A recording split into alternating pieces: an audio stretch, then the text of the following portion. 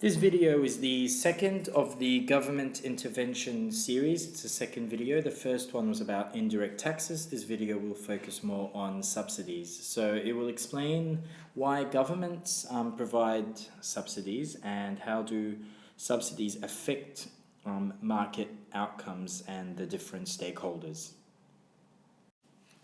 So first of all, what are subsidies? What is a subsidy? Basically, a subsidy is an amount of money paid by the government to producers per unit of output.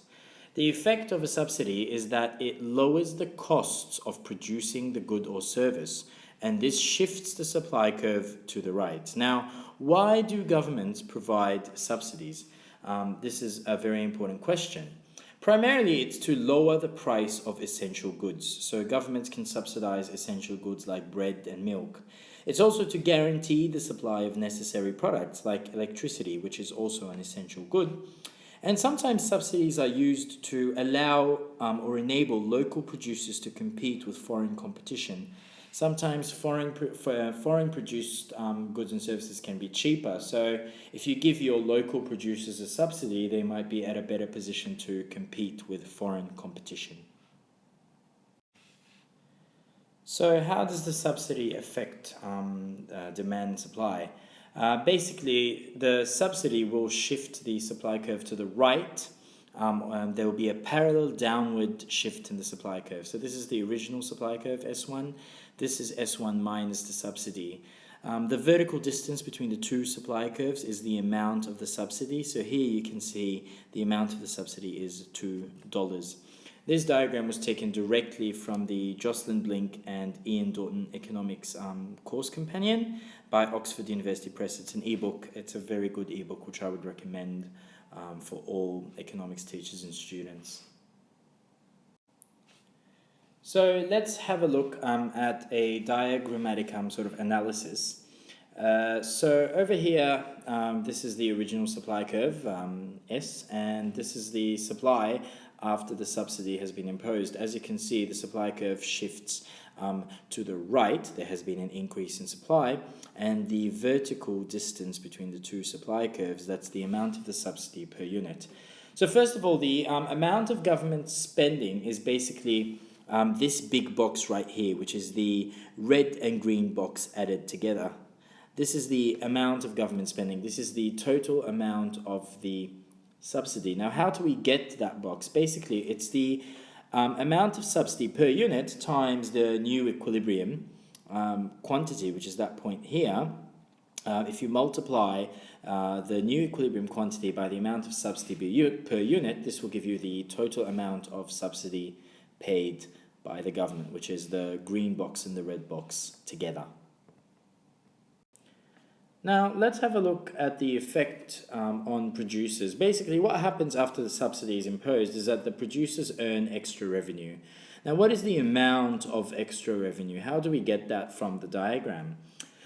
Basically, after the subsidy is imposed, the supply curve will shift to the right, so there'll be an increase in supply. And basically, if you get the new equilibrium quantity, that point over here, and you multiply that by the new equilibrium price, that point over here, that box that I'm shading in red is the amount of revenue that the producers will receive from the market. However, on top of that, the producers will receive the subsidy that the government will give them. So they will receive that extra box on top of it. Now, this box that I'm about to shade in blue, this was revenue that they earned in the first place, because if you multiply the old equilibrium price by the old quantity, it will give you that box. So if you see this area that's shaded in green right here, this is the extra revenue that is earned by producers as a result of the subsidy being given to the producers. So from the diagram, you can calculate that the old revenue, which is the old revenue that they used to earn, is that box over here, that one. And the new revenue that they earn is the total here. And that green shaded area, that's the extra revenue that they gain from the subsidy.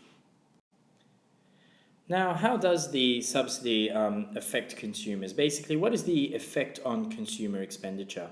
Well, there are two opposing effects. First of all, the subsidy is supposed to give the consumers a certain amount of savings. So that's that red box over here. So the red box is the total amount of consumer savings because of the subsidy. So that red box over here is how much the consumers save because of the subsidy. However, the subsidy also increases supply and thus causes a fall in price, and this will encourage consumers to buy more. So that green box over here, that's the increase in consumer spending due to the fall in price and the increase in supply. It is that green box over here. Now, whether the total or the net effect is an increase or a decrease in spending will depend on which of these two boxes is bigger. So if the green box is bigger than the red box, then the net effect is that there's an increase in consumer spending. If the red box is bigger than the green box, then the consumers save more because of the subsidy. So that will be the effect on consumer expenditure. We've seen how a subsidy affects demand and supply and how it affects the different stakeholders. The producers, we've seen that their revenue increases. We've seen how to get from the diagram the total amount that's paid by the government as the subsidy, the total amount paid to the producers as a subsidy. And we've seen how the consumers are affected and how their consumer spending or consumer expenditure is affected as well.